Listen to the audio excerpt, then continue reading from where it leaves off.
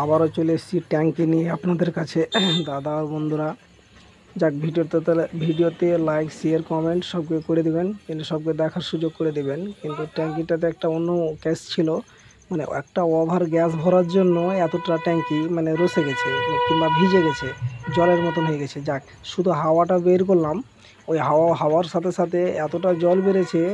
কিছুটা জল আমার কিন্তু বালতিতে আছে, দেখেন, বুঝতে পারছেন, বরফ জল কিছুটা বালতিতে আছে, ওইগুলো সাইড দিয়ে বার হলে ধরলাম। তো যাক, ট্যাঙ্কিটা খোলার কোনো প্রয়োজন নাই। এবার নেক্সট ভিডিওতে আমি ট্যাঙ্কি খুলে কীভাবে সাফ করে ওইগুলো আমি দেখিয়ে দেবো, অসুবিধা নাই। তো ট্যাঙ্কিটা হাওয়া ফেলে আপাতত এখন রেখে দিলাম। এই যে ট্যাঙ্কি এসেছিলো কাস্টমার ভরার জন্য। তো যাক, শুধু গ্যাসটা হালকা করে ভরে দেবো বা কিছুটা হাওয়া ফেললাম। তো এইটাই গাড়ি, আমাদের মালদা নম্বরের গাড়ি, আমাদের গ্রামের গাড়ি। তো নিচে স্ক্যানের নম্বর দেওয়া থাকবে, আপনি এই নম্বরে যোগাযোগ করবেন। এটা হলো কাস্টমার, এটা ট্যাঙ্কি।